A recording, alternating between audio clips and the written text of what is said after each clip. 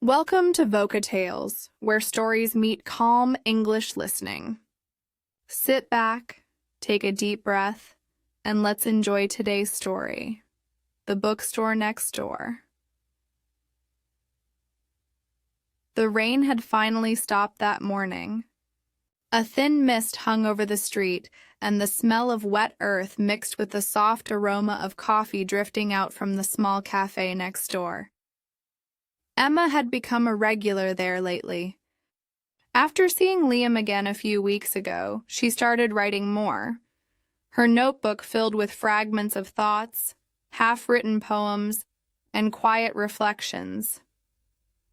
But today, something drew her to the bookstore beside the cafe.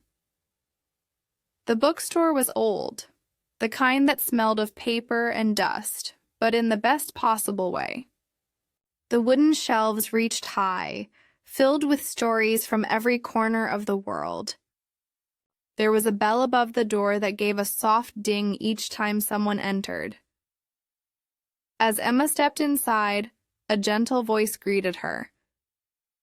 "Good morning. Looking for something special?" Behind the counter stood an older man with silver hair, round glasses, and a kind smile. He looked like someone who had read every book in the world and still wanted to read more. Emma smiled back. "Just looking around. It's my first time here." "Take your time," he said, his voice calm. "Books always find their readers when the moment is right." She walked slowly through the aisles, letting her fingers trace the spines of old novels and forgotten stories. There was something magical about that quiet space. The soft sound of pages turning, the faint echo of rain outside, and the golden morning light filtering through the window. Then she found it, a small blue book with faded letters on the cover. Letters you never sent. She opened it gently. Inside were short letters, written from one person to another. Lovers, friends, even strangers.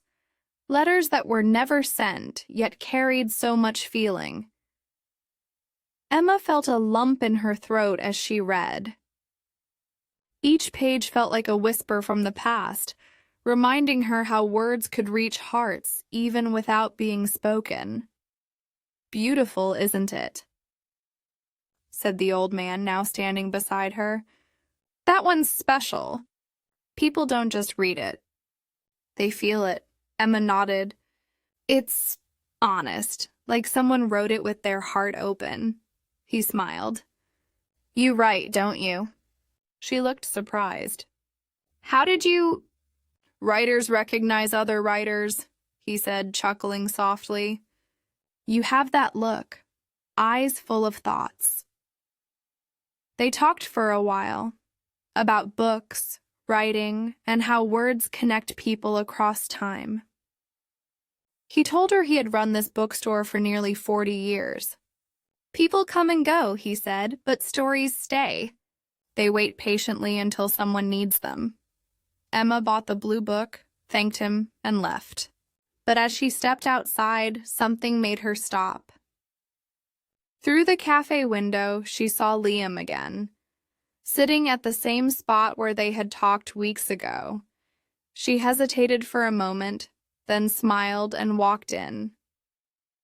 "Back again?" he teased as she sat down. "Seems like this cafe pulls me in," she replied. "Maybe it's the rain, or maybe it's just the stories around it." They talked again, this time more easily. Liam showed her photos from his travels, misty mountains, crowded markets, quiet lakes. Emma shared the blue book and read him a few lines that touched her heart. As the afternoon faded into golden light, the cafe filled with the smell of pastries and laughter. Every sound, from the clinking of cups to the faint hum of conversation, felt like music. Then Liam said something that stayed with her long after that day. "You know, I think stories are like rain. They fall quietly, but they change everything they touch. Emma smiled. Then I guess we're all just trying to be a part of someone's story. They sat there in silence, two people who had met by chance but perhaps not by accident. Outside, the rain started again, soft, rhythmic, comforting. Later that night, Emma returned home and opened her notebook. She wrote the title, The Bookstore Next Door. And underneath she wrote, Some stories don't need to end. They just turn into another chapter.